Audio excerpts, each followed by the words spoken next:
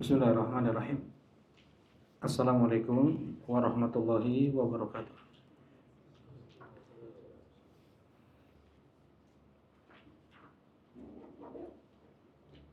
Innal hamdalillah nahmaduhu wa nasta'inuhu wa nastaghfiruh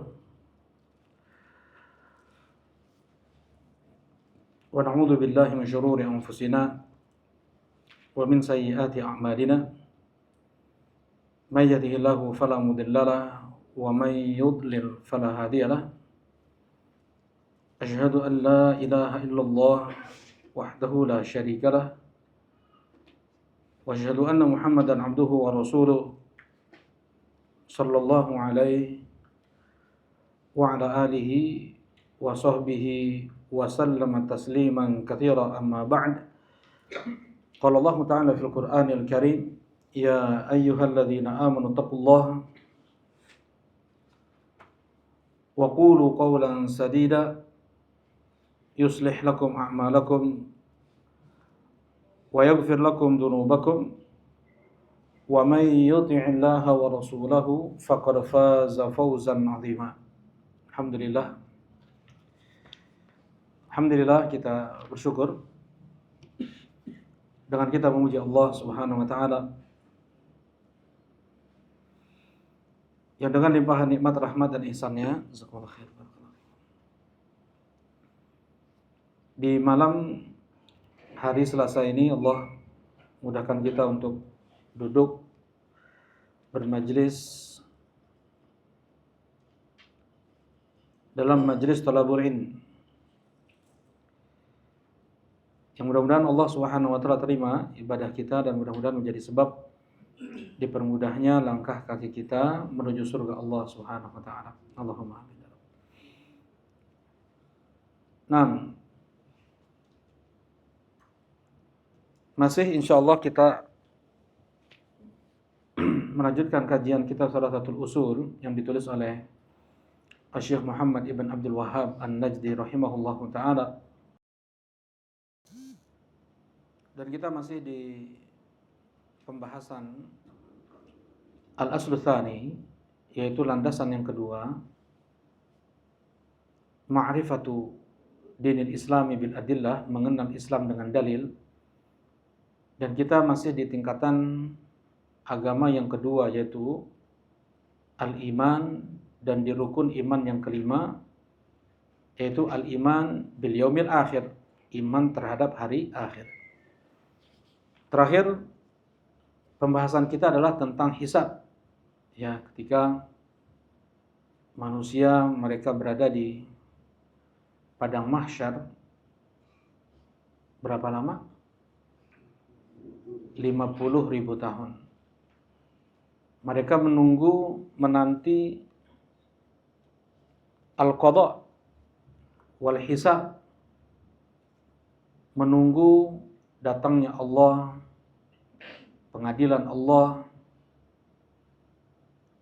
dan dimulai al-qadha dan datang Allah Subhanahu wa taala itu setelah ada asy-syafa'ah. Syafaat apa itu? Syafa'atul uzma. Ya, syafaat agung. Syafaat agung. Siapa yang memintanya? Nabi Muhammad sallallahu alaihi wasallam setelah turun izin dari Allah untuk meminta syafaat. Tidak serta-merta Rasulullah sallallahu alaihi wasallam langsung minta syafaat.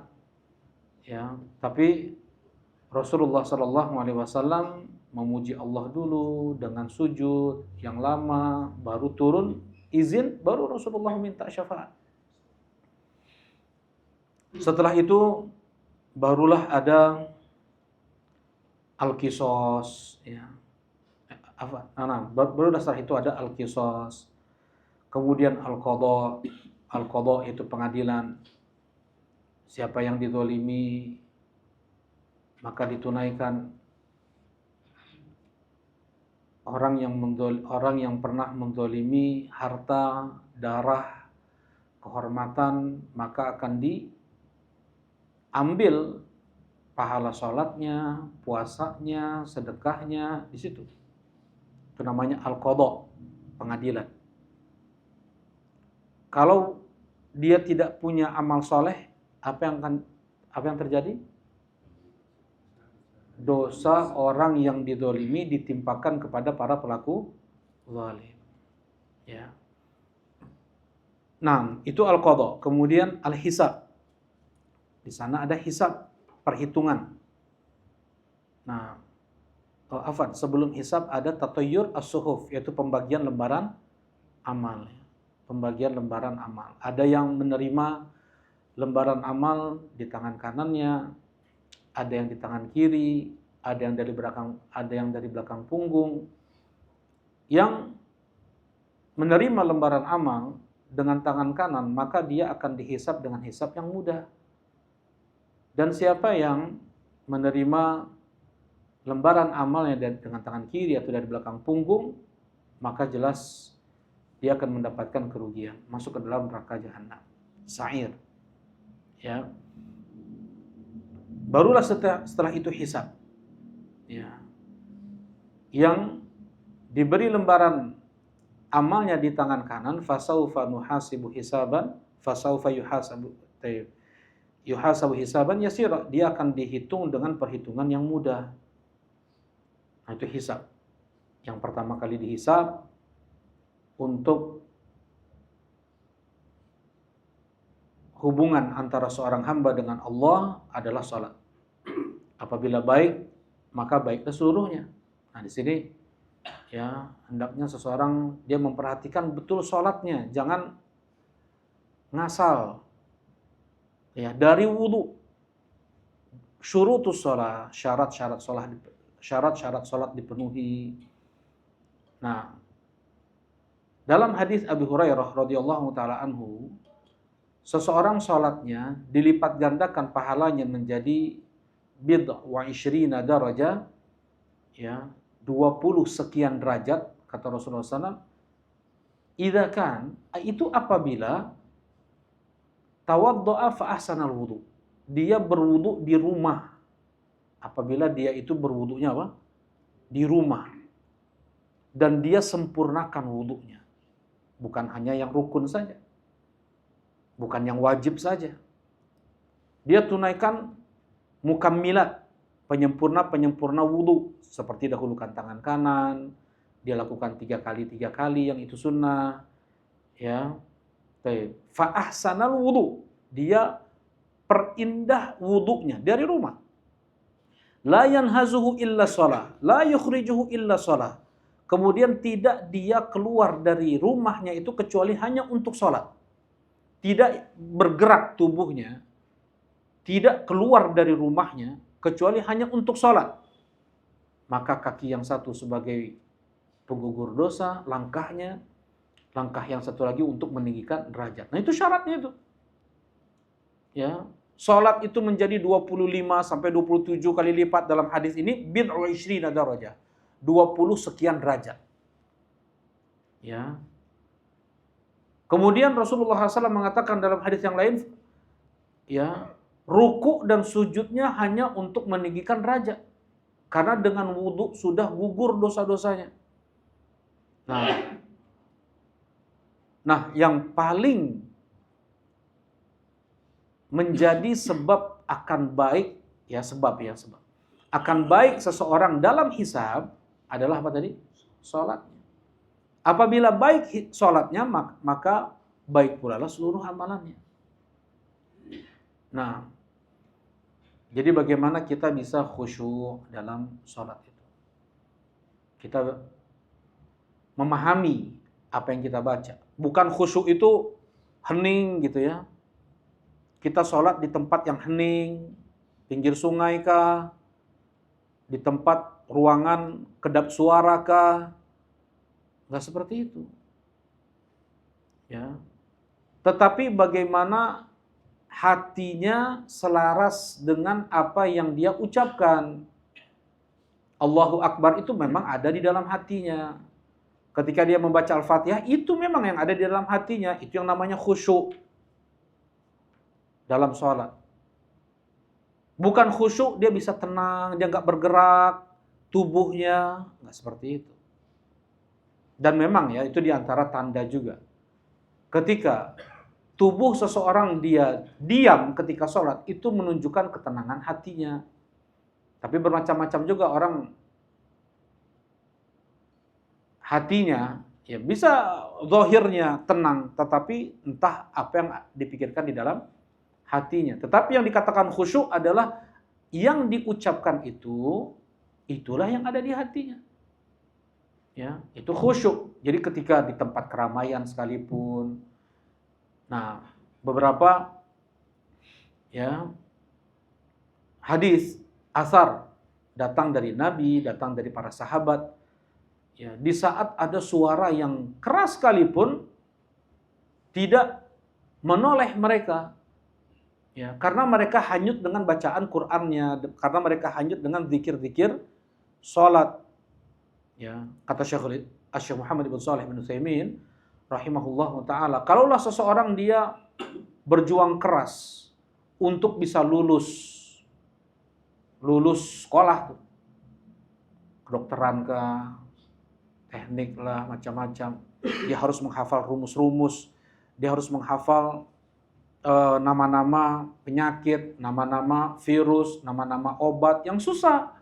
Untuk dibaca saja susah, apalagi dihafal. Itu saja dia berjuang untuk bisa seperti itu.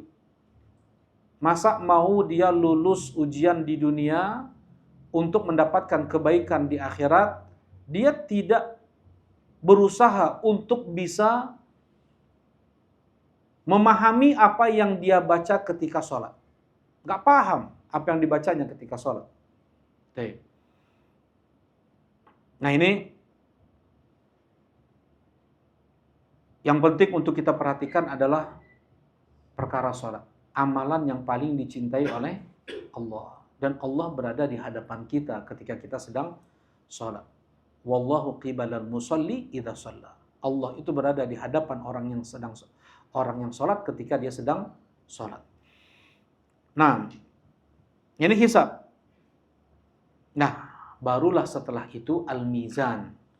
Ya, penimbangan amal. Ini akan yang akan menjadi pembahasan kita di malam ini, yaitu al-mizan.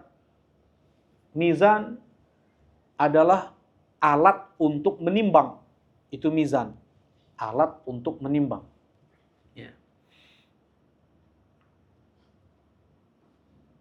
Nah,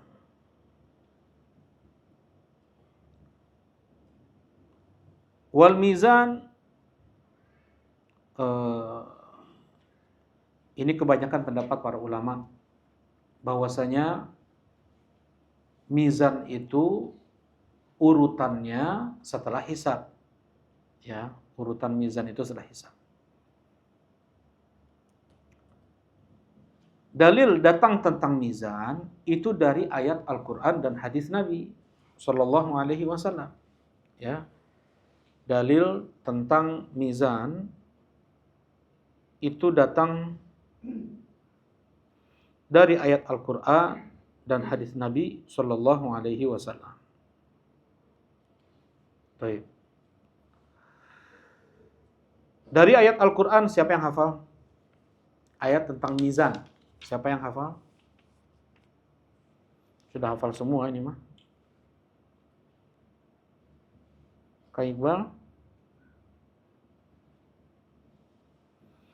Udah hafal lah tuh di surat pendek atau Bang Felis ya. Silakan Bang Felis.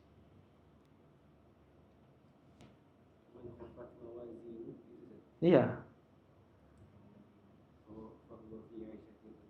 Wa ammaman. Kalau faman khafat di surat Al-Mu'minun. Atau udah hafal mungkin Bang Felis surat Al-Mu'minun. Nah, surat itu di surat Al-Qari'ah. Wa amma man khaffat mawazinuh. Ya, dari awal dulu coba. Al-Qari'ah.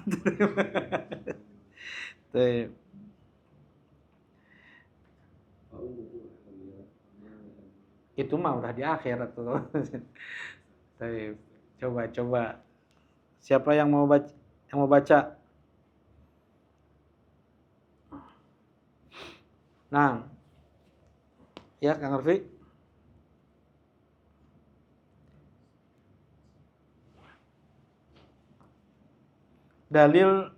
Dalil tentang mizan ya, dalil tentang mizan.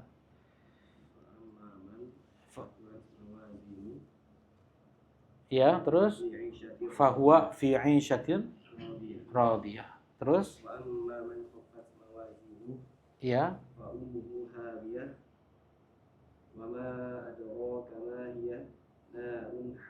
Nah, Masya Allah. Jazakumullah khair. Baik. Kata Allah Subhanahu wa taala surat Al-Qari'ah yang sudah kita hafal semua. Fa amma man thaqulat mawazinuhu fahuwa fi 'ishatir radiyah. Siapa yang berat timbangan amalnya, maka dia berada dalam kehidupan yang membahagiakan. Wa amma man khaffat mawazinu, dan siapa yang ringan mizannya, timbangan amalnya, fa ummuhu hawiyah fa ma'wahu. Ummu artinya ma'wa, tempat kembali. Ya, jarang anak tempat kembalinya ke ayah, tempat kembalinya ke ibu. Makanya ibu dikatakan ummu. Ummu itu artinya ma'wa. Ma'wa itu tempat kembali. Fa ummuhu hawiyah. Mereka yang ringan timbangan amalnya, maka tempat kembalinya adalah hawiyah. Wa ma adraka ma hiya. Tahu kalian apa hawiyah itu? Narun hamiyah. Neraka yang panas, yang menyala. Baik. Nah, di surat Al-Qari'ah. Di surat Al-Mu'minun, faman thaqulat mawazinu faulaika humul muflihun. Siapa yang berat timbangan amalnya, ya, maka dia beruntung. Muflih, falah, surga, kebahagiaan, pahala dan yang lainnya. Wa amma man khaffat mawazinu, sedangkan yang faman thaqulat mawazinu wa man khaffat mawazinu, sedangkan yang ringan timbangan amalnya, faulaika alladzina khasiru anfusahum fi jahannam khalidun. Maka mereka yang merugi diri mereka itu di neraka jahanam, mereka kekal abadi. Ya. Kalau kita baca di dalam Al-Qur'an, kalau kita baca di dalam Al-Qur'an kalimat khasiru, rugi di akhirat, maksudnya apa? Fi jahannam khalidun, kekal abadi di neraka. Itu maksudnya. Ya, tafsir dari khasir, orang yang merugi di akhirat adalah mereka yang kekal abadi di neraka. Kayak Allah Subhanahu wa taala mengancam Nabi Muhammad sallallahu alaihi wasallam, "Walaqad uhiya ilaika wa ilal ladzina min qablika la in asyrakta la yahbatanna 'amaluka wa la takunanna minal khasirin." Telah diwahyukan kepada engkau ya Muhammad dan kepada rasul-rasul sebelummu ya Muhammad, andaikan engkau syirik, maka gugur, putus seluruh amalanmu dan kau akan menjadi orang yang merugi. Apa yang maksudnya merugi di sini? Kekal abadi di neraka. Orang syirik, orang yang melakukan kesyirikan, mati dalam keadaan musyrik. Ini Allah langsung mengancam Nabi Muhammad SAW. Ya, apalagi selain beliau. Kalau seandainya jatuh pada kesyirikan, maka jelas khasirnya, jelas ruginya, yaitu kekal abadi di neraka. Nah, ini beberapa ayat ya.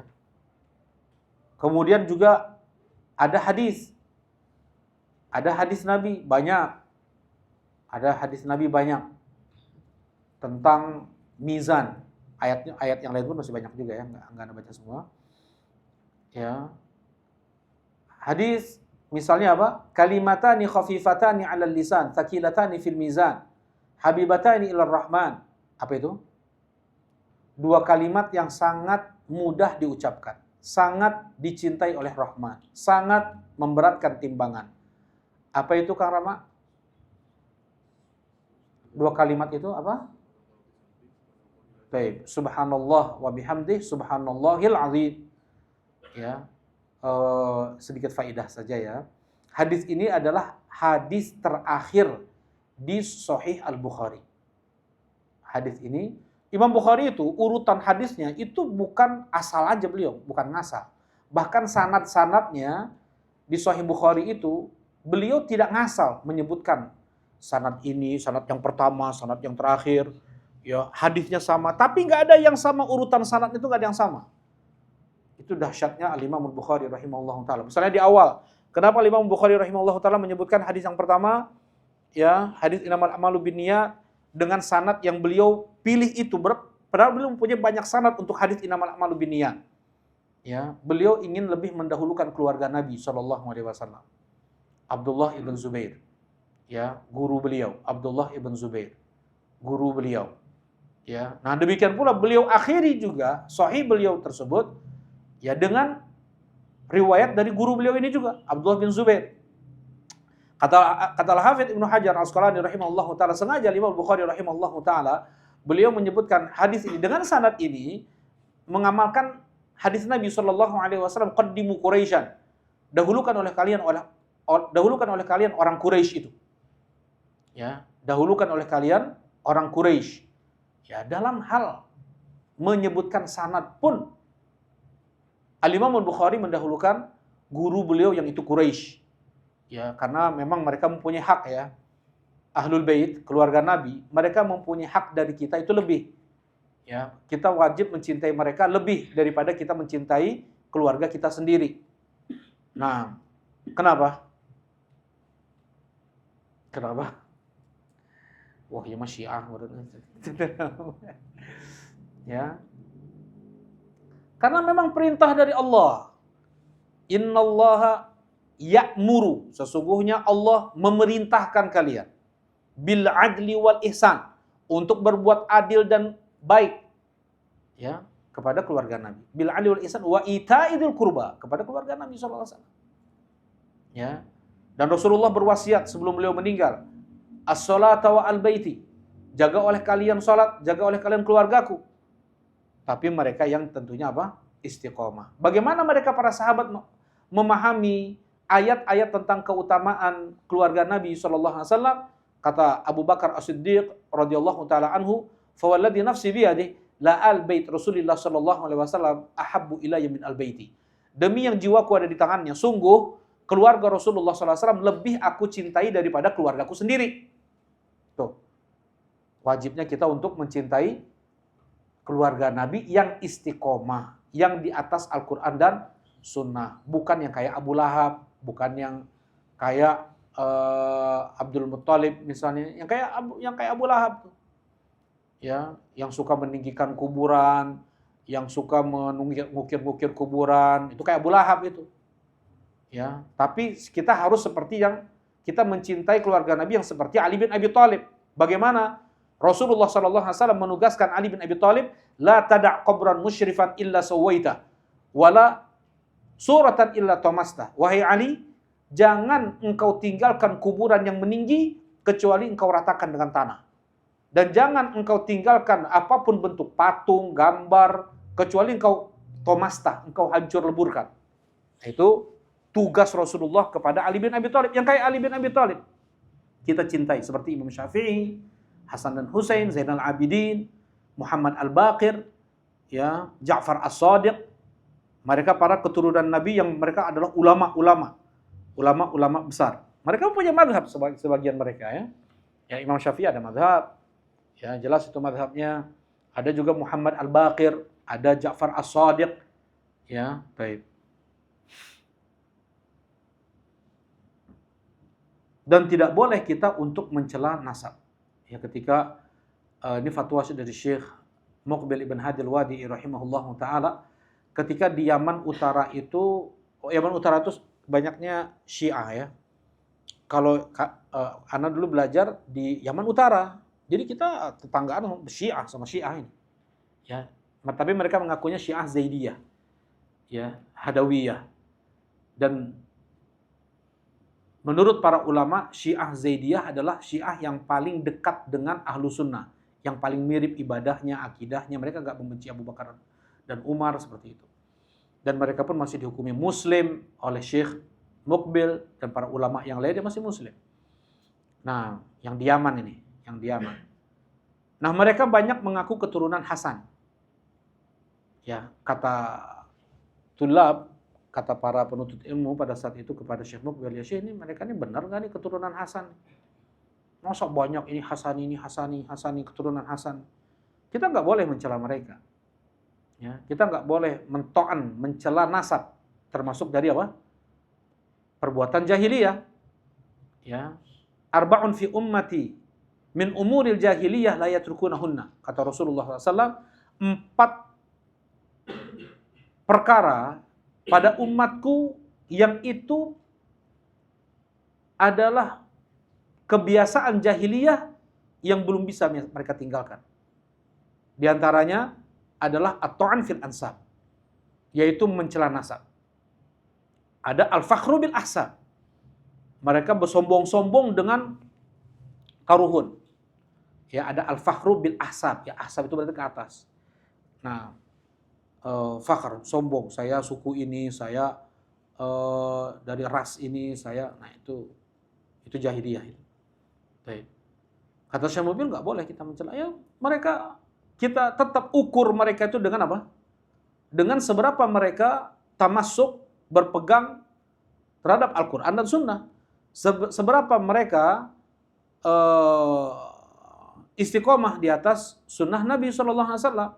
Nah, setinggi itulah kita mencintai mereka. Ya, kalau seandainya mereka nggak peduli dengan agamanya, mereka ada fanatik dengan nasabnya, ya begitu saja. Ya, tapi seperti Al-Imam Syafi'i rahimahullahu taala, kita mencintai beliau daripada imam mazhab yang lain, daripada Imam Malik, daripada Ahmad bin Hanbal, daripada Abu Hanifah. Kenapa? Karena Al-Imam Syafi'i, beliau adalah keluarga Nabi sallallahu alaihi wasallam. Dari jalur Muttalib. Keluarga Nabi itu banyak. Cuman yang terlalu dilulukan, yang terlalu disanjung-sanjung oleh orang-orang adalah yang keturunan Ali bin Abi Thalib. Padahal Al-Bait itu banyak. Seperti dari keturunan Abbas, dari keturunan Ja'far, dari keturunan Aqil. Itu baru dari jalur Bani Hashim. Belum dari jalur Bani Muttalib. Nah, jadi tadi hadis terakhir di Sahih Bukhari apa tadi?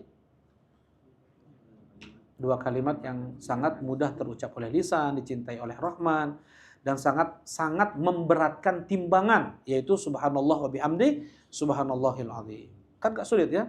Subhanallah wa bihamdi, subhanallahil azim, subhanallah wa bihamdi, subhanallahil azim.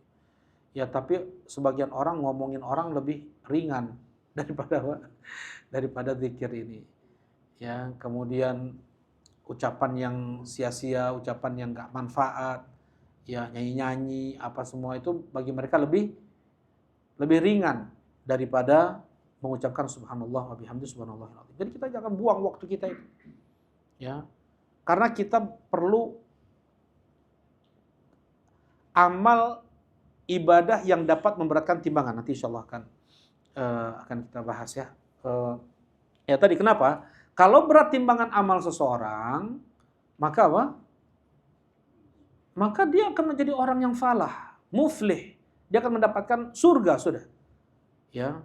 Dan mizan, timbangan amal itu lebih luas, lebih besar daripada langit-langit dan bumi. Kalau langit-langit dan bumi dimasukin ke timbangan itu, masih banyak kosongnya lagi.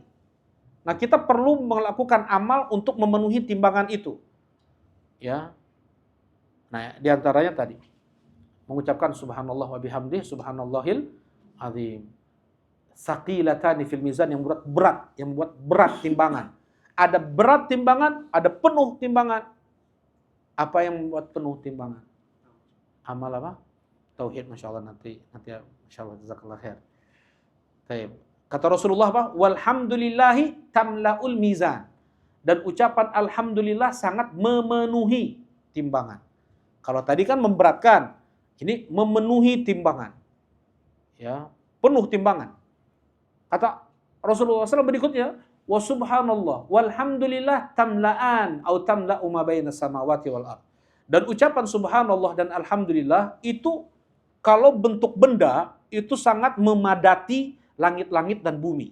Langit yang 7 padat dengan benda pahala, ya, kalau itu permata, berlian, emasnya, ya, sebesar itulah pahala subhanallah yang digandengkan dengan alhamdulillah. Subhanallah, alhamdulillah. Dengan mulut aja, dengan hati. Walhamdulillah. Ya. Alhamdulillah itu amalan lisan atau amalan hati? Amalan lisan atau amalan hati? Alhamdulillah. Dua-duanya. Jadi seorang kalau cuma alhamdulillah tapi enggak ada hatinya, itu dia tidak bersyukur. Tidak dikatakan bersyukur. Alhamdulillah itu adalah amalan lisan dan amalan hati. Ya.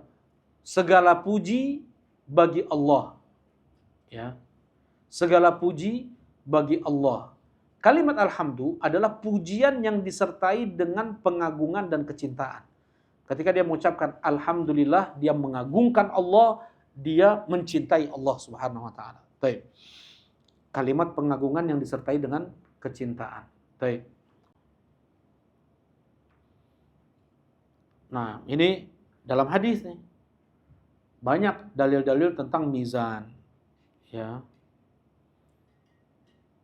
Jadi ada dalam ayat Al-Quran, ada dalam hadis Nabi Shallallahu Alaihi Wasallam.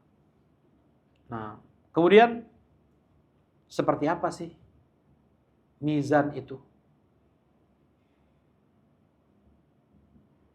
Ahlus Sunnah wal Jamaah meyakini mizan, timbangan itu bentuknya benda. Benda, betul-betul timbangan. Kalau orang-orang Mu'tazilah tidak meyakini adanya timbangan amal itu, nggak meyakini. Ini hanya kiasan. Kenapa? Karena ibadah seseorang itu konkret atau abstrak. Bahasa Arabnya konkret atau abstrak itu jauhar atau a'rad. Jauhar itu konkret, ya. A'rad itu abstrak, ya. Kata mereka nggak mungkin ada benda, timbangan amal, mizan namanya nggak mungkin. Kenapa? Karena amal ibadah seseorang itu apa? Abstrak, ya. Bukan sesuatu yang konkret. Jadi apa yang mau ditimbang? Kata mereka seperti itu. Nah, inilah akidah sesat Mu'tazilah. Ya. Allah Subhanahu wa taala mampu untuk membuat sesuatu yang abstrak itu menjadi konkret. Banyak dalilnya.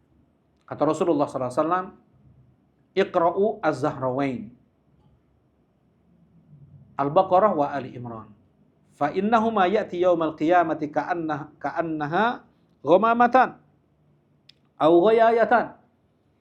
Ya, kata Rasulullah SAW, bacalah oleh kalian surat yang indah. Dua surat yang indah, yaitu Al-Baqarah dan Ali Imran.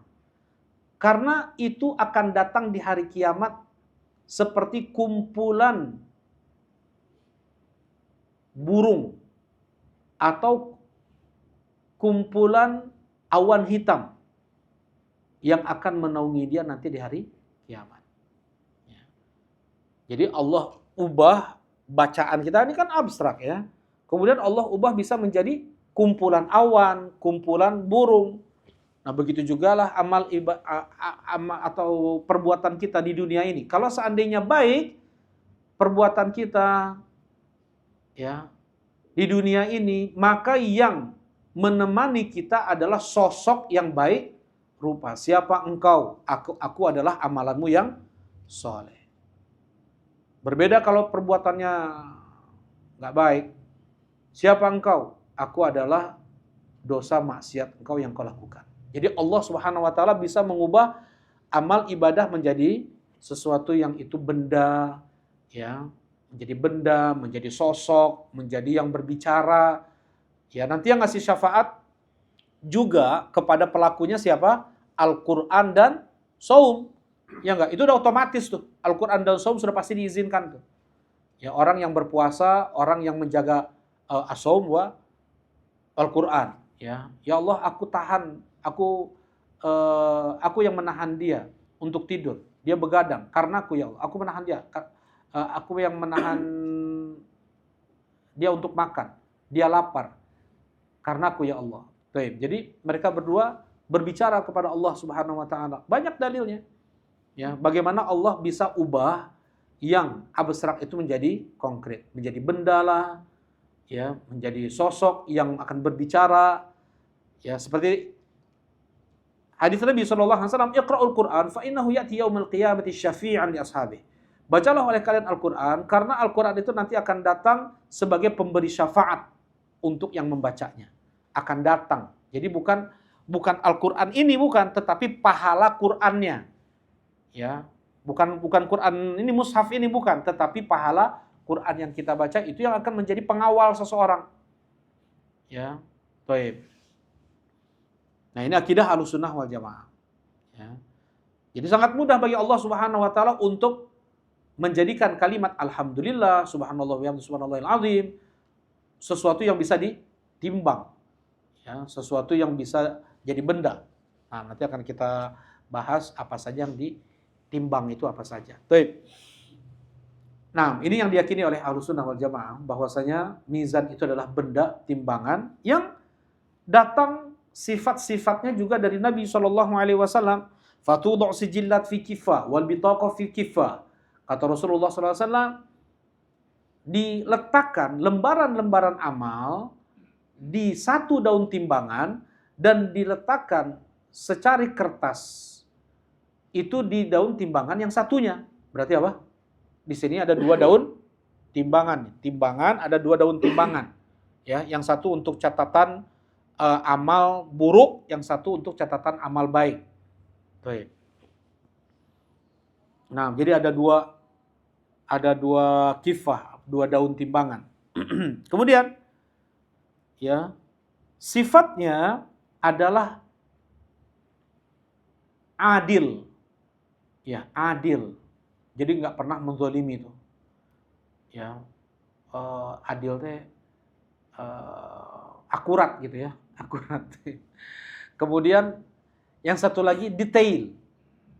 Ya, dia bisa menimbang satu debu yang terbang. Nggak ada timbangan seperti itu di dunia kan? Ya, tetapi itu di akhirat. Tetapi timbangan yang seperti itu, tetapi timbangan Allah Subhanahu wa taala di akhirat itu bisa menimbang bahkan satu debu kebaikan, satu debu keburukan. Ingat ya, kita ini mungkin kalau sekarang kita nggak rasa ucapan subhanallah wa bihamdi, subhanallahil azim. Tetapi kalimat itu yang kita rindu-rindu, yang kita tunggu-tunggu, yang kita harap-harapkan. Ya. Satu beratnya lebih aja satu, bukan gram istilahnya, apalagi itu. Satu debu lebih berat timbangan baiknya surga untuk dia. Lebih berat satu biji debu keburukannya neraka untuk dia. Ya kan? Ya. Tadi dalilnya yang di surat apa tadi? Surat apa tadi? Surat Al-Qari'ah dan surat apa? Al-Mu'minun. Satu debu saja, Pak. Mana dalilnya? Jadi kita baca dulu ya. Sifat. Ini udah masuk Isya belum? Belum ya? Nah, qala Allah Ta'ala surah Al-Anbiya ayat 47. Wa nad'ul mawazinal qista liyaumil qiyamah fala tuzlamu nafsun syai'a wa in kana mithqala habbatin min khardalin ataina biha wa kafa bina hasibin. Kata Allah Subhanahu wa taala, dan kami letakkan mizanal qist, timbangan yang adil. Nah, ini sifatnya adil. Fala tudlamu nafsun syai'a, tidak akan satupun orang dizalimi. Tidak ada satupun orang yang akan dizalimi, enggak ada. Fala tudlamu nafsun syai'a. Ya.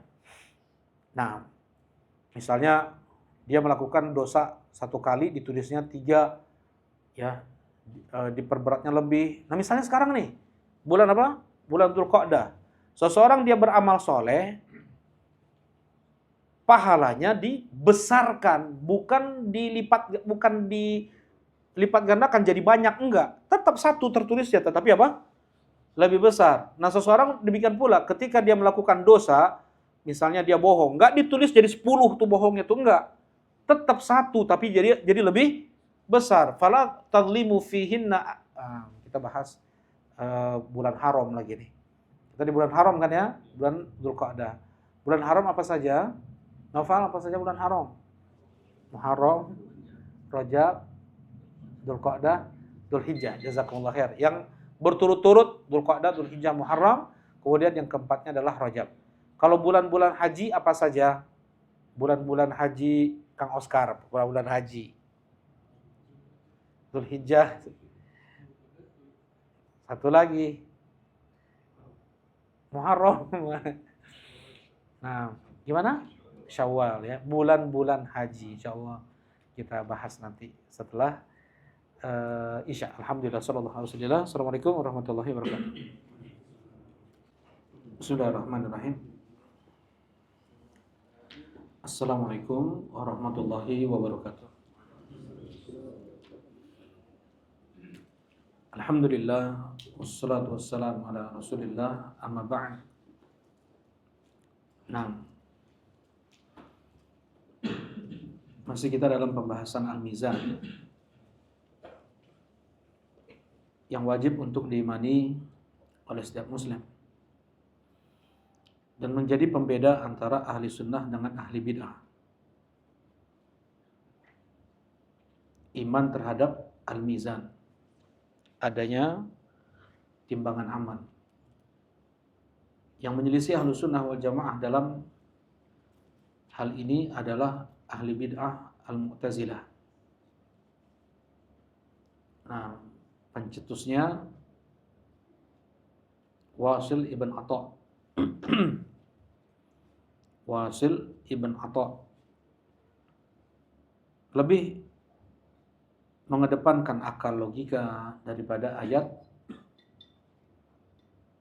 dan hadis Nabi Shallallahu Alaihi Wasallam. Mana mungkin amal bisa ditimbang? Amal adalah hal yang abstrak. Nah, itu hanya kiasan, kata mereka seperti itu. Dalil-dalil yang datang tentang mizan, kata mereka itu hanyalah kiasan. Ya. Yang seperti ini diantara bentuk suudzon mereka kepada Allah Subhanahu Wa Taala. Yang datang kepada Nabi, mereka yang cerdas, atau ada juga mungkin yang kurang seperti mereka yang datang dari Arab, ya. Dan mereka paham apa yang dikatakan oleh Allah dan apa yang dikatakan oleh Rasulullah Sallallahu Alaihi Wasallam. Nah, tidak mereka pahami itu sebagai kiasan, tetapi zahir ayat hadis itulah yang mereka pahami dan mereka yakini. Nah, tadi kita masuk pada pembahasan sifat al-mizan. Di antara sifat al-mizan adalah detail. Ya. Bisa menimbang sekecil apapun kebaikan, sekalipun hanya sebesar biji debu kebaikan. Bisa menimbang sekecil apapun keburukan, sekalipun itu hanya sebesar biji debu. Ya.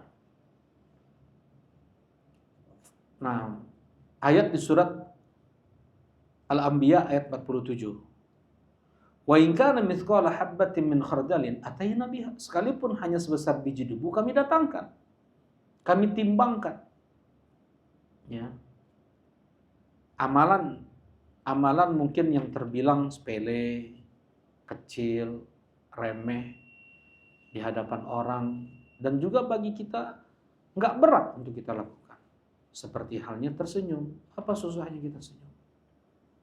Kata Rasulullah sallallahu alaihi wasallam, la tahqiranna minal ma'rufi syai'an walau an talqa akhaka biwajhin taliq. Jangan engkau remehkan sekecil apapun kebaikan, sekalipun engkau hanya tersenyum di hadapan saudaramu. Senyum. Hanya senyum. Ibadah dalam Islam.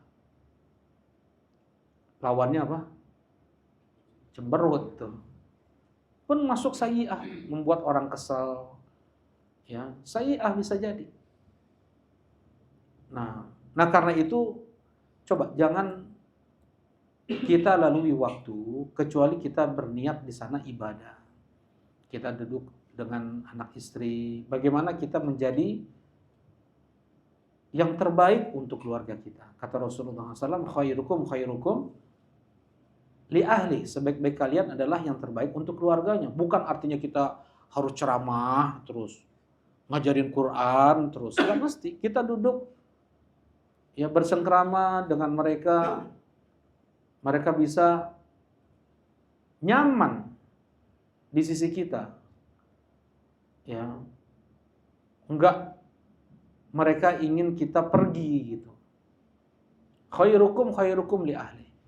Kita dengar cerita mereka, anak-anak nih. Nah, itu ibadah bukan dalam Islam? Ibadah dalam Islam. Khairukum khairukum li ahli. Seseorang dia keluar dari rumahnya cari nafkah, bekerja. Ibadah dalam Islam. Kalau seandainya itu semua kita niatkan sebagai ibadah, maka itu menjadi pemberat timbangan amal kita, itu maksudnya. Ya, olahraganya kita, makan minumnya kita, bahkan tidurnya kita. Bahkan tidurnya kita berniat untuk memperkuat tubuh dalam ibadah, ya, mengistirahatkan tubuh dari lelah, letih. Kalau dia paksakan ibadah dalam keadaan seperti itu, nggak akan sulit ya untuk khusyuk misalnya. Akan sulit dia untuk belajar, mengajar, dan yang lainnya. Dia niatkan makannya, minumnya, bahkan olahraganya. Sengaja dia berjalan kaki, atau dia angkat beban, atau dia sekarang apa?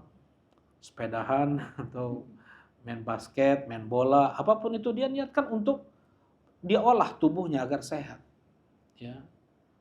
Nah, cukup kata Rasulullah SAW, kafa luqaimat, cukup beberapa suap nasi yuqimna salbuhu, untuk menegakkan tulang punggungnya. Coba kalau dia niatkan beberapa luqaimat, lukmah itu suap nasi yang besar itu namanya lukmah. Kalau luqaimah adalah suap nasi yang kecil.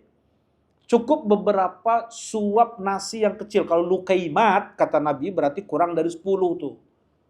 Ya, kalau lebih dari 10 tetap luqaimah, pakai ta marbuthah. Kalau kurang dari 10 berarti kalau kurang dari 10 tuh luqaimat. Dibuka taknya ya. Jamaknya seperti itu. Ya. Untuk menegakkan tulang punggungnya. Maksudnya untuk menegakkan tulang punggungnya, dia bisa sholat dengan itu, dia bisa ruku, dia bisa membantu orang tuanya, dia bisa mencari nafkah dengan itu. Jadi ibadah. Ya. Demikian pula ibu-ibu tuh, apalagi mereka di rumah mencuci misalnya, memasak misalnya, bisa mereka terus basahi lisan mereka dengan zikir. Ya, capek misalnya. Zikir, baca Quran. Dengar capek atau bosan misalnya, dengar kajian, bosan lagi. Udah telepon sepupunya, telepon bibinya, silaturahim. Ya. Bisa banyak hal kebaikan yang dilakukan oleh seseorang sebenarnya. Dan dia niatkan itu sebagai ibadah. Kita sedang nyantai di rumah, keluar rumah misalnya, bawa tang dengan plastik kresek, ya, cari apa yang mengganggu jalannya kaum muslimin. Ada dahan, ranting, pohon yang selalu menghalangi jalannya kaum muslimin. Naik motor kena terus dahan tersebut. Potong tuh. Ya. Kata Rasulullah, aku melihat seorang yataqallab. Dia pergi ke sini, pergi ke sana. Di surga. Ya. Sungai Khomer, sana. Sungai susu ke sana. Yataqallab. Dia nggak diem. Kan ada orang yang duduk-duduk di dipan-dipan di surga itu, minum-minum. Ini enggak, dia suka pergi-pergi. Karena sebabnya apa? Memotong ranting yang menghalangi jalannya kaum muslimin. Sengaja dia keluar itu untuk ibadah. Dia cari paku apa kayak di jalan, batu yang menghalangi jalan. Itu ibadah bukan? Kata Rasulullah SAW, al-imanu bid'un wa sittuna syu'bah. Iman itu 60 lebih cabang. Afdaluha qaulu la ilaha illallah. Yang paling puncaknya ucapan la ilaha illallah. Adnaha imatatul adza anit thariq. Yang paling rendah dari cabang iman adalah menyingkirkan gangguan dari jalan tuh. Dan itu bisa menjadi sebab seseorang masuk ke dalam surga Allah Subhanahu wa taala. La tahqiranna jaratun jaratiha walau firsin syah. Jangan seorang tetangga wanita kecil hati untuk bersedekah, memberi hadiah kepada tetangga perempuannya, walaupun hanya dengan sop kaki kambing, kata Nabi SAW. Sop kaki kambing lebih mahal dari bakso lagi. Ya. Ya kalau dulu kaki kambing nggak marhub, maksudnya nggak disukai oleh orang karena sedikit dagingnya gitu. Ya. Walaupun apa yang kita bisa untuk lakukan kebaikan, lakukan. Jangan juga taswif, jangan menunggu-nunggu. Ini yang menjadi penentu, ya, sangat detail, menjadi penentu. Berat timbangan amal kita, selamat kita. Ringan hanya sebesar biji debu saja, lebih kan penyesalan luar biasa ya enggak? Kalau seandainya lebih berat timbangan keburukan hanya sebesar biji debu daripada amal baik kita. Kita kira-kira nyesal nggak tuh? Ya, kalau sedang waktu apa teh main bal teh, kalau waktu tambahan teh kegolan tuh misalnya tuh. Ya. Tinggal kita melihat detik-detik hanya satu debu. Dan juga dengan satu debu kebaikan itulah kita bisa berhasil. Misalnya kita bisa untuk ada tambah satu senyum kita ternyata sama orang. Ya. Terlebih di bulan tadi. Tadi kita singgung sedikit bulan apa? Bulan-bulan haram. Bulan-bulan Dzulqa'dah. Bulan Dzulqa'dah, bulan Dzulhijjah. Baru kita Ramadan. Kurang dari 2 bulan yang lalu kita berletih-letih, kita berlelah-lelah ya untuk kita beribadah. Nah, kita tahan lapar, kita tahan haus, kita bahkan tahan emosi, kita banyak hal-hal yang itu bisa kita sabar di bulan tersebut. Syawal, banyak godaan-godaan lain, mulai surut lagi iman kita di bulan Dzulqa'dah ini. Ya, Allah kasih muqaddimah, pendahuluan untuk kita bersiap bertemu 10 hari pertama di bulan Dzulhijjah. Mana yang lebih afdal? 10 hari pertama di bulan Dzulhijjah atau 10 hari terakhir di bulan Ramadan?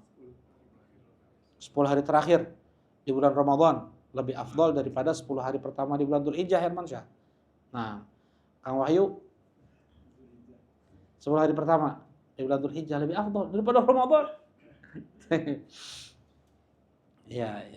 Nah, siapa satu lagi mungkin yang menjawab? Kang Yana, mana yang lebih afdal? 10 hari terakhir Ramadan atau 10 hari pertama Dzulhijjah? Belum ada kajiannya ya? Belum ada di sini, belum ya? Sering di luar udah banyak ya, sudah. Kalau Kang Rama apa?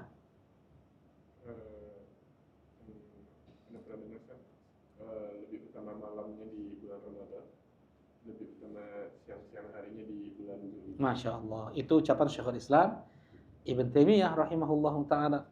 Soalnya ada hadis seperti ini. Ma min ayyam al-amal salih fiha afdal indallah a'zam ahabbu ilallah min hadhil ayyam al-ashar. Tidak ada hari-hari di mana seseorang dia beramal di hari-hari tersebut yang paling Allah cintainya. Berarti yang paling besar pahalanya. Dalam riwayat yang lain, afdal, yang paling utamanya. Dalam riwayat yang lain, a'zam, yang paling agungnya di sisi Allah. Dalam riwayat yang lain, azka, yang paling sucinya di sisi Allah. Dalam riwayat yang lain, arja, yang paling diharapkannya. Ya, diterimanya oleh Allah Subhanahu wa taala, dan paling besar ganjaran dan pahala oleh Allah adalah min hadil ayyam asyar. Tinggal ada yang lebih besar daripada 10 hari pertama di bulan Dzulhijjah ini. Walal jihad ya Rasulullah, sekalipun jihad ya Rasulullah, walal jihad, sekalipun jihad kalah pahalanya kata Rasulullah SAW. Daripada seorang yang tilawah Quran, salat duha, qiyamul lail, ya, dia berbagi, dia bersedekah, dia wakaf, dia hadiah, dia hibah. Seseorang yang dia bersilaturahim, dia mendoakan kaum muslimin, Rabbana gfirli wali walidayya walil mu'minin yauma yaqumul hisab. Satu muslim, satu pahala. Ini kita doakan seluruh muslim yang ada dari zaman Nabi Adam sampai akhir zaman. Itu yang kita doakan. Berapa muslim yang kita doakan? Ya, itu lebih afdol, doa, sedekah, sholat duha, sholat rawatib, itu lebih afdol daripada apa? Jihad. Jihad, belum tentu kita punya nyali itu kalau jihad itu. Belum tentu. Belum tentu. Anak-anak nanti gimana? Allah ngomong gitu. Al-aulad majbana wa mabkhalah, kata Rasulullah. Anak-anak itu bikin bapak jadi pengecut dan pelit. Itu kata Rasulullah SAW. Gimana nanti anak-anak jadi yatim, kumaha ke sakola mun sedekah loba teuing mah. Ya enggak? Itu kata Rasulullah. Majbanah mabkhala. Mengecil pupil biasanya kalau diajak jihad itu. Ya, udah kayak mau mati. Nah, itu enggak sembarang orang ya yang pergi jihad itu, ya enggak sembarang orang. Dia udah mati udah. Yang dia cari muslim kalau pergi jihad yang cari mati dia cari. Bukan dia cari hidup. Yang dia cari mati. Ya, kalau dia mati kan ada gimana anaknya, gimana istrinya, gimana enggak, itu udah diserahkan ke Allah aja tuh. Nah, yang beribadah di 10 hari pertama di bulan Dzulhijjah lebih afdal daripada yang pergi jihad seperti itu. Ya, kecuali kata Rasulullah SAW. Wala jadi sekalipun orang yang pergi berjihad kalah pahalanya daripada yang beribadah. Kecuali kata Rasulullah seorang mujahid kharaja binafsihi wa mali. Dia keluar dengan nyawanya, dengan hartanya, walam yarji min dzalik bi syai', dan tidak kembali kepada keluarganya sedikit pun. Mati dari medan perang. Kemudian kudanya yang 2 miliar itu dirampas.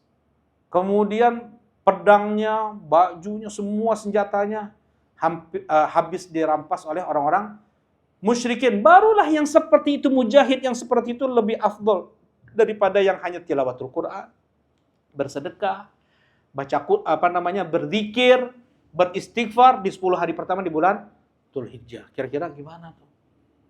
Ya. Allah kasih kesempatan kita media sosial, waktu banyak kebuang. Ya.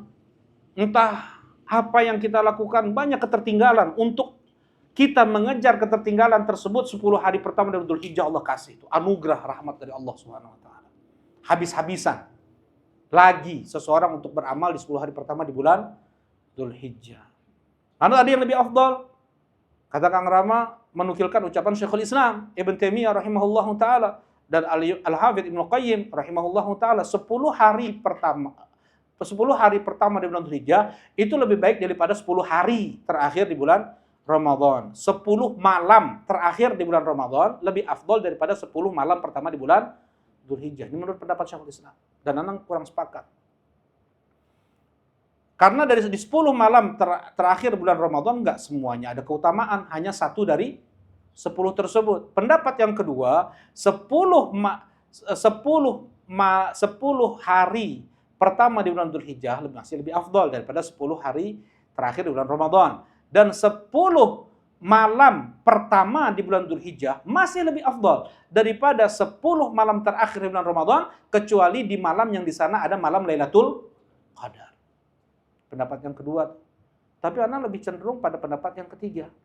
Sekalipun 10 malam pertama di bulan Dzulhijjah itu masih lebih afdal daripada 10 malam terakhir di bulan Ramadan, sekalipun itu ada malam Lailatul Qadarnya. Kenapa? Karena malam Lailatul Qadar ada batasannya, khairun min alf syahr, lebih baik daripada 1000 bulan. Sedangkan setiap malam Dzulhijjah itu tidak ada batasan pahalanya. Yang paling besarnya si Allah, paling dicintainya oleh Allah, paling agungnya di sisi Allah. Yang paling. Tadi kalau malam Lailatul Qadar itu ada batasannya. Ya, ini pendapat ya, hanya pendapat. Silakan memilih. Maksudnya kita tahu hadis itu, kita tahu pendapat seperti itu untuk kita kejar ketertinggalan. Semangat anak-anak puasa yuk dari tanggal 1 sampai tanggal 10 Dzulhijjah. Kurban jangan mau tanggal 11, 12, 13 walaupun sah. Sah enggak berkurban tanggal 11, 12, 13? Jangan mau tanggal 10-nya 1 ekor kambing, jauh lebih afdal daripada 1000 sapi dia sembelih untuk diri dia sendiri. Kalau itu disembelih tanggal 11, 12, 13 tuh. ya, mendingan 1 ekor kambing, lebih besar pahalanya tanggal 10 Dzulhijjah daripada 1000 ekor kambing dia sembelih tanggal 11, 12, 13. Kenapa? Karena keutamaan 10 hari pertama di bulan Dzulhijjah. Puasa tanggal 1 sampai tanggal 9. Kalau yang haji hanya tanggal 1 sampai tanggal 8. Tanggal 9-nya dia berbuka. Ya. Nah, banyak. Ini apa yang bisa kita lakukan? Kita target. Baca Qur'annya. Nah. Nah, tadi dengan hubungannya dengan apa nih? Dengan mizan, hubungannya dengan mizan, ibadah yang kita lakukan di bulan Dzulqa'dah ini sebagai pemanasan untuk 10 hari pertama di bulan apa tadi? Dzulhijjah tuh. Sedekah yang kita sedekahkan 1.000 perak, 2.000 perak, 5.000, 10.000 itu berbeda dengan beratus juta di bulan lain. Ya. Nah, apalagi kalau dia bisa beribadah di 10 hari pertama Dzulhijjah tersebut dengan luar biasa ya. Dengan habis-habisan lah. Zakatnya sebenarnya belum apa istilahnya? Belum sampai haul tuh. Masih 2 bulan lagi, 3 bulan lagi dia bayarkan. Di 10 hari pertama di bulan Dzulhijjah itu. Ya. Kemudian sodakohnya, kemudian tadi ya silaturahim. Nanti rahim dengan apa? Sebentar. Rahim dengan, kalau tadi makan puasa sama Quran. Kalau satu lagi rahim dengan amanah. Rahim dengan amanah mereka berdua nanti yang akan mempermudah seseorang untuk melewati sirat juga, memperberat timbangan amal, ya. Ini amalan-amalan besar, ya. Berbakti kepada orang tua, amalan terbaik setelah sholat, Barakallahu fikum. Nah, bukan artinya jadi dihitungnya jadi ditulisnya jadi banyak, enggak, tetap satu. Kalau amal ibadah afwan. Kalau kebaikan, siapa yang dia berkeinginan untuk berbuat baik, man hamma bihasanatin, siapa yang berkeinginan untuk berbuat baik, fa'amilaha, kemudian dia kerjakan, maka ditulis 10, 20, 100, 200, 700 sampai lebih daripada itu. Jadi memang ditulisnya banyak tuh kuantitasnya tuh. Dan diperbesar lagi ketika di bulan haram ini.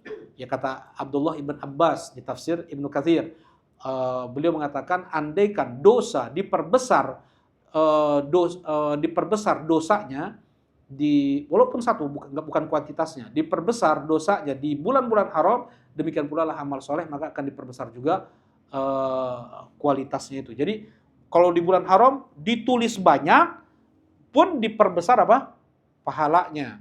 Tapi kalau tidak dia kerjakan keinginan berbuat baik itu, maka ditulis untuk dia sempurna amal soleh 1. Kalau dia berkeinginan untuk berbuat jahat kemudian dia kerjakan, maka ditulis 1. Kalau di bulan haram berarti lebih apa?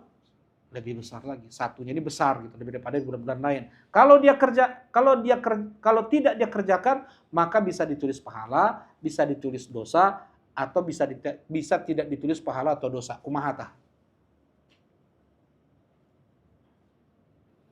Dia ada rencana mau berbuat maksiat, nggak jadi. Kadang yang kayak gini nih, orang kayak gini, ada ditulis dosa sempurna, ada ditulis pahala sempurna, ada nggak ditulis pahala, nggak ditulis dosa. Ya, gimana, Bang Feris? Masih ingat nggak? Ya, yang tidak yang tidak melakukan maksiatnya, dia sudah berkeinginan untuk berbuat maksiat, tapi nggak jadi.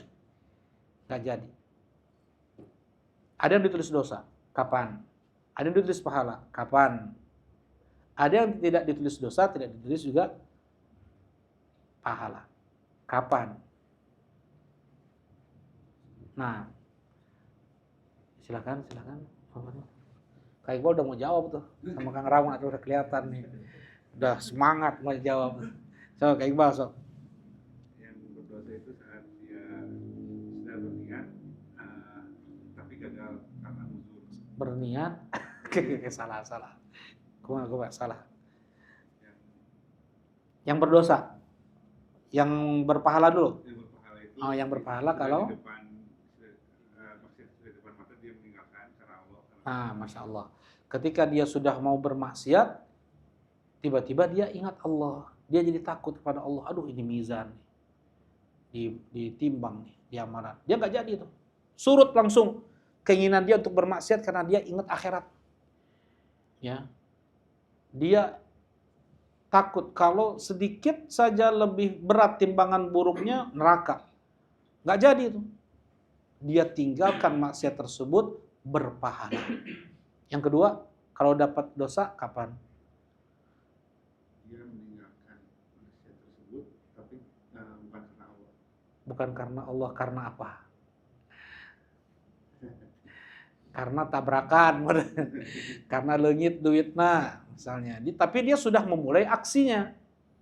Dia sudah mulai aksinya nih, dia mau minum khamr misalnya, udah pakai motor, udah mau beli khamr nih, tabrakan. Atau leungit duitna. Pupus misalnya di jalan. Ya. Nah, dia sudah memulai aksinya nih. Dia sudah terhitung dosa sempurna. Ya. Kenapa? Mana dalilnya Rasulullah SAW idza taqal muslimani bisayfihi ma fal qatil wal maqtulu finnar. Kalau dua orang muslim berkelahi dengan goloknya, yang membunuh dan dibunuh di neraka. Ya Rasulullah, ini yang dibunuh harusnya ini yang membunuh seharusnya masuk neraka. Kenapa yang dibunuh pun masuk neraka? Kata Rasulullah, innahu kan harisan ala qatli sahibi. Dia sudah bertekad untuk membunuh lawannya, tapi karena keduluan dia pun neraka juga. Yang nggak ditulis pahala, nggak ditulis dosa, maksiatnya masih jauh. Berniat tapi surut. Jadi nggak dilakukannya apa sebabnya gitu. Kalau disebabnya karena takut Allah, dia berpahala. Kalau sudah mulai aksinya, dia tetap melakukan dosa. Tapi kalau tiba-tiba surut aja, dia mau bermaksiat, jadi hoream, misalnya.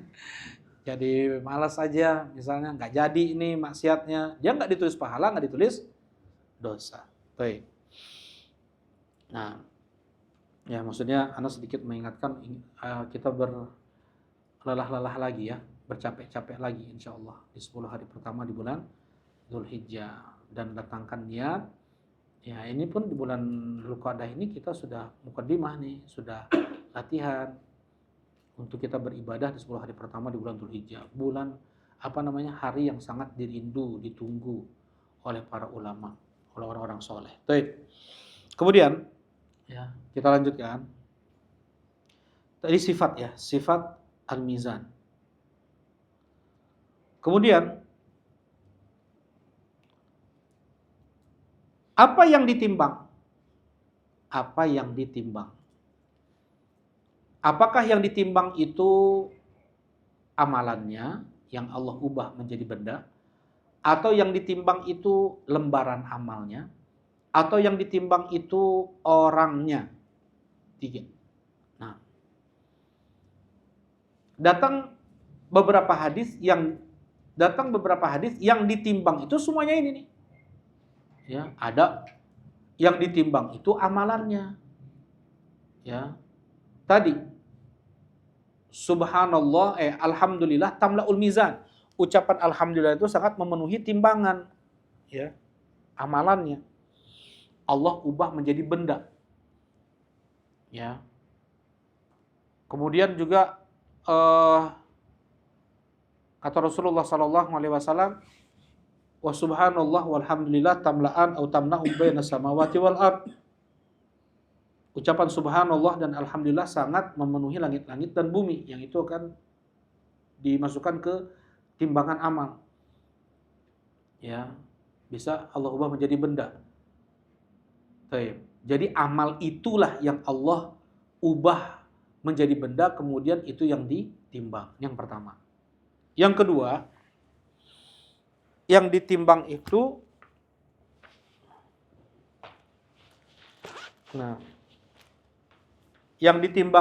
adalah lembaran amal.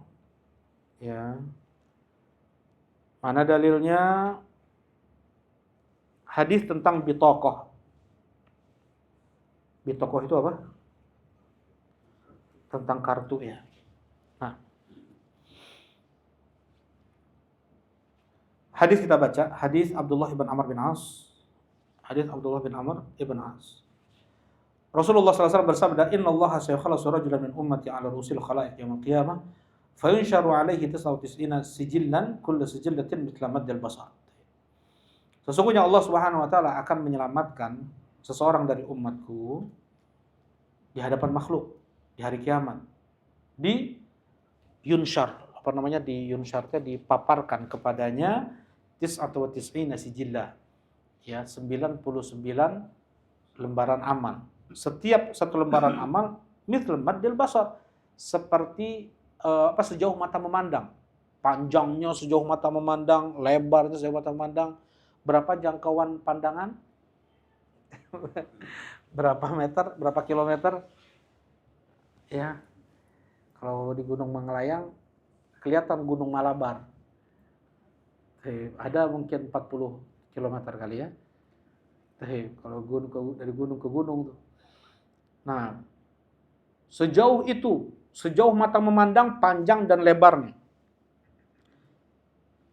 Nah, isinya semuanya maksiat. Tulisan-tulisan dia bermaksiat. Di detik ini 1000 orang, satu ras digibahin. Di detik berikutnya satu suku digibahin tuh. Kira-kira gimana tuh orang? Ya. Dia zalim, menzalimi. Ya, darah orang, kehormatan orang, harta orang. Nah, hati-hati tuh. Misalnya harta kaum muslimin. Misalnya masjid, ya, berapa masalah korupsi di masjid nih. Uang masjid dikorupsinya. Berarti orang apa namanya? Dia menzalimi kaum muslimin tuh. Ya, rakyat berapa yang dia zalimi itu. Ya. Nah, seperti itu, hati-hati. Ya. Tsumma yaqulu tunkiru min hadza syai'an. Kemudian Allah Subhanahu wa taala bilang kepada orang tersebut, "Apakah kau ingkari satu pun dari yang tertulis di sini?" Adzalamaka katabatil hafizun? Apakah para juru tulisku al-hafizun, mereka yang mencatat. Kalau banyak orang menamakan dengan raqib atid. Ya, sebenarnya namanya adalah al-hafizun, kiramun katibun, mereka para penulis. Ya, apakah mereka menzalimimu? Ya, maksiat cuma 1 ditulis 2, ditulis 3 misalnya.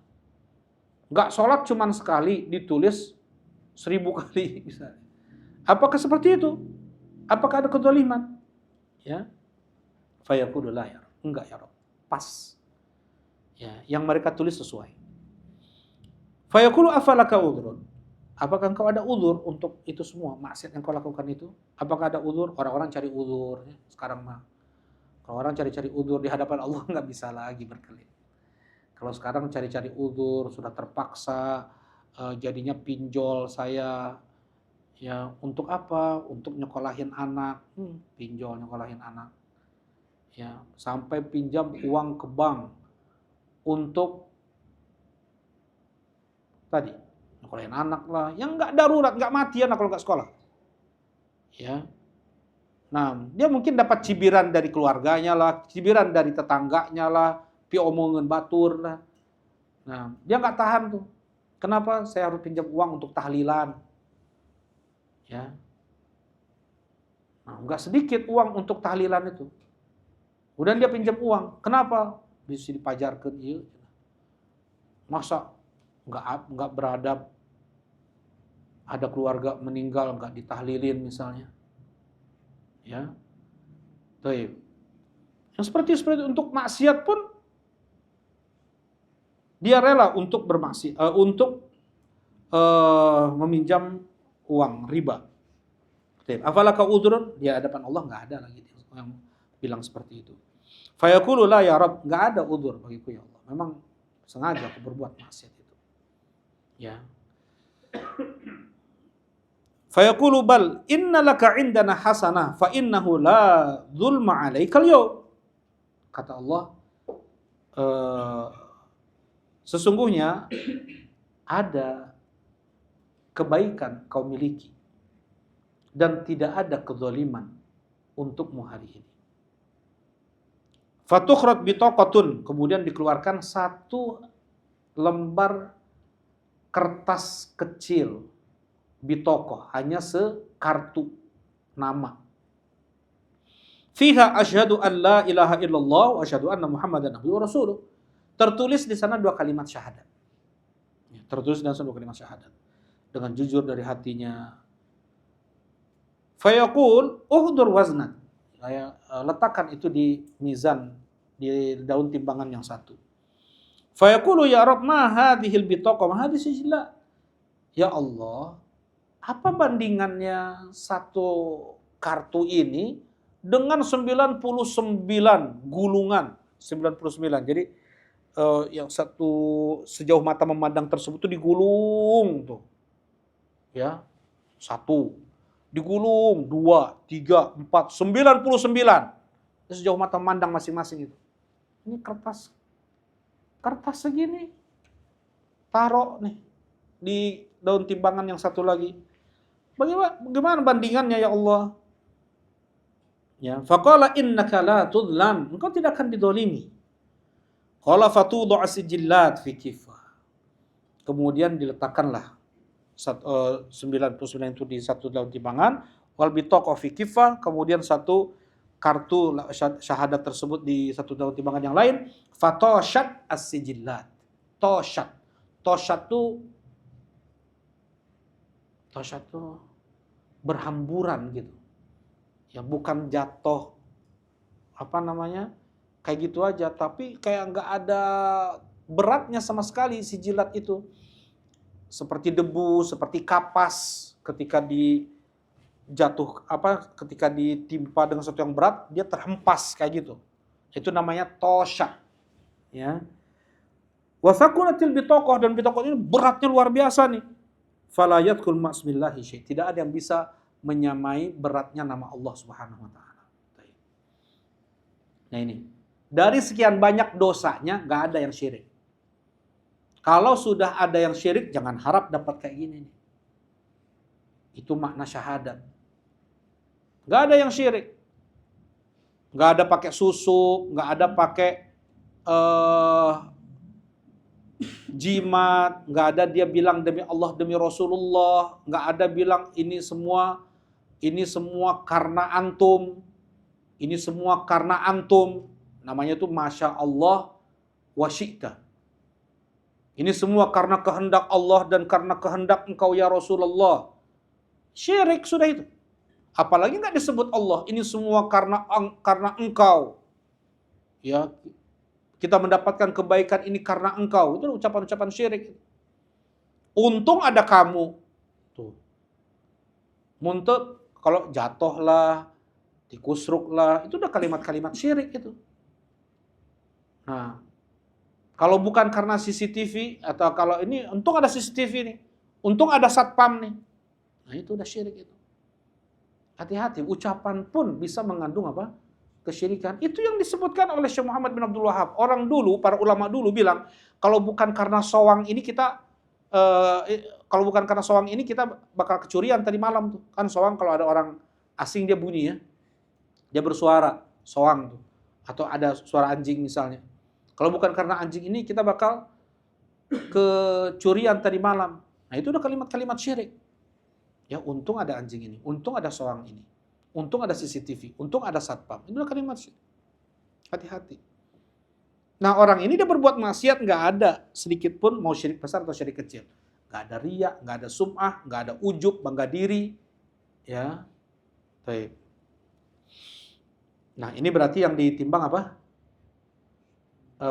Lembaran amal. Ya. Yang ketiga, yang ditimbang itu adalah orangnya. Yang ditimbang itu orangnya. Dalilnya, innahu la ya'ti ar-rajulul 'azim as-samin yaumal qiyamati la yazun 'indallahi janah ba'udah. Kata Rasulullah sallallahu alaihi wasallam, didatangkan seseorang yang besar badannya di hari kiamat dan tidak lebih berat daripada satu sayap nyamuk. Karena maksiat. Jadi maksiat itu membuat tubuh seseorang ringan. Gitu ya. Maksiat itu membuat tubuh seseorang ringan. Amal ibadah membuat tubuh seseorang berat. Ini contohnya siapa? Kalau ini kan yang besar badannya. Ada yang kurus. Siapa? Tapi amal ibadahnya berat. Siapa? Abdullah bin Mas'ud radhiyallahu taala anhu. Rasulullah minta tolong carikan arok. Ya, akar arok.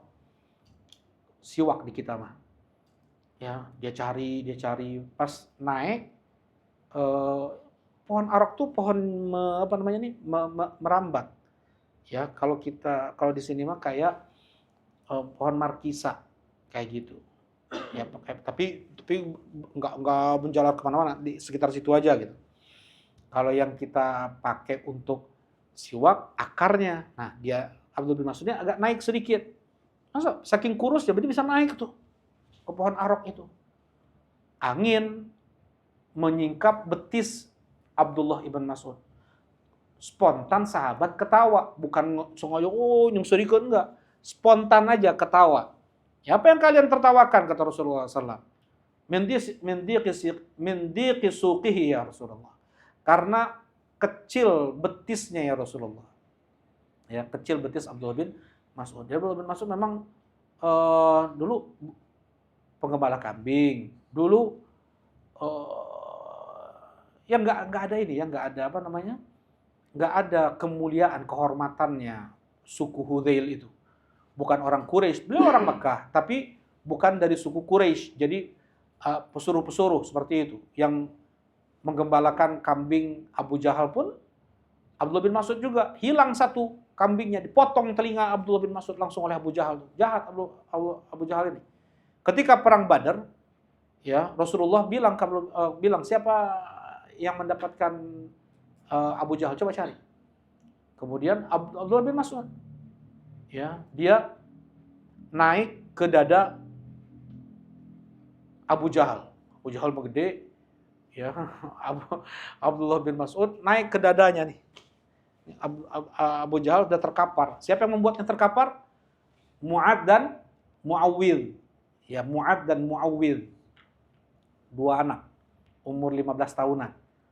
Ya, bilang ke Abdurrahman ibn Auf, "Wahai paman, engkau kenal Abu Jahal?" Kenapa emangnya? Aku dengar dia mencela Nabi. Ya, mana orangnya itu? Kata, ini dua anak, kata Abdurrahman ibn Auf. Kalau seandainya sebelah kananku ini orang dewasa gitu, orang besar, ya kita bisa saling melindungi. Ini anak kecil nih, anak umur 15 tahun. Tiba-tiba saudaranya yang sebelah kiri gitu juga. Wahai paman, tahu nggak Abu Jahal itu yang mana? Ya, kenapa? Aku dengar dia mencela Nabi, paman. Ya, itu juga terucap dari Abdurrahman bin Auf. Kemudian terlihat sedikit, itu kawan kalian yang kalian cari itu, kata Abdurrahman bin Auf. Langsung mereka melesat seperti elang memangsa-mangsanya. Ya, ditebas oleh dua anak ini. Ya, kemudian mereka berdua datang ke Rasulullah SAW. Ya Rasulullah, aku yang membunuhnya. Enggak, ya Rasulullah, aku yang membunuhnya. Ya, dilihat dua pedang kalian berdua yang membunuh Abu Jahal. Nah, tapi masih hidup nih, masih lemas-lemas dia nih. Dinaikin oleh, udah selesai perang, dinaikin oleh Abdullah ibn Mas'ud. Apa kata Abu Jahal? Laqad irtakabta martakiba su'ban ya ruwa'il ghanam. Engkau sekarang dalam posisi sulit, wahai penggembala kambing kecil. Cuma dalam keadaan udah mau mati sekalipun, dia masih sombong tuh. Ya, laqad irtakabta martakiba su'ban ya ruwa'il ghanam. Engkau sedang sulit posisimu sekarang nih. Mati kemudian ini.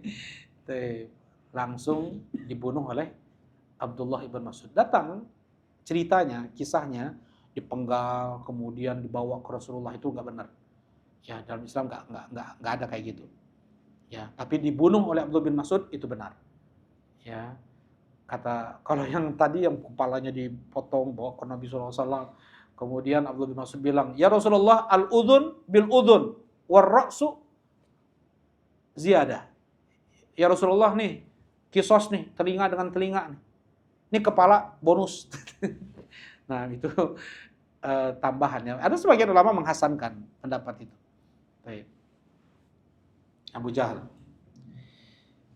Nah, yang kata Rasulullah SAW, la sa Abdullah bin Mas'ud afqal indallahi minal Uhud. Ya. Dua betis Abdullah bin Mas'ud lebih berat di sisi Allah daripada gunung Uhud. Nah, berarti yang ditimbang apa? Tubuhnya, orangnya yang ditimbang. Nah, di sini para ulama jadi gimana? Yang ditimbang itu lembaran amalnya, atau orangnya. Tiga-tiganya pun datang dalilnya. Jadi ada yang ditimbang itu hanya amalannya saja, ada orangnya, ada itu terserah Allah Subhanahu wa taala. Wallahu a'lam.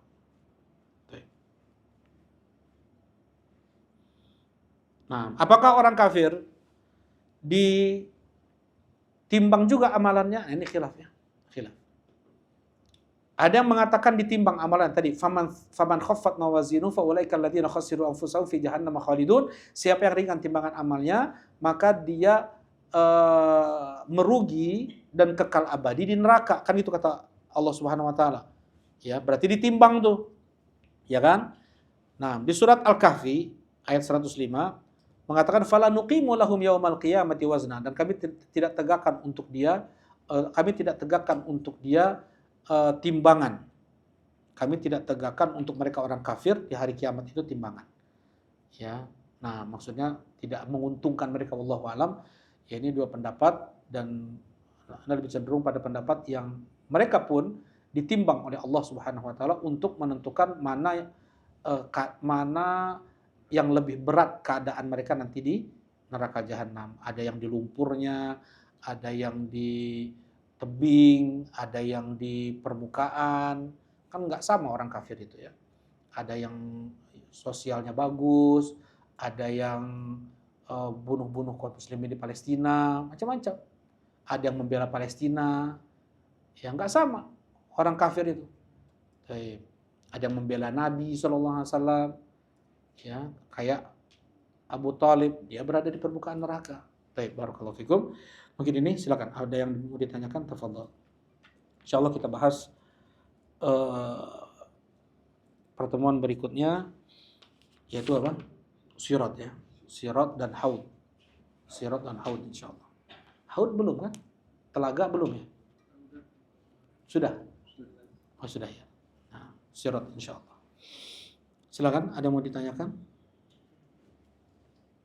Nah, hafalnya di sana ada amalan-amalan khusus untuk kita kerjakan di 10 hari pertama di bulan Dzulhijjah. Amalan-amalan umum tadi sudah sampaikan.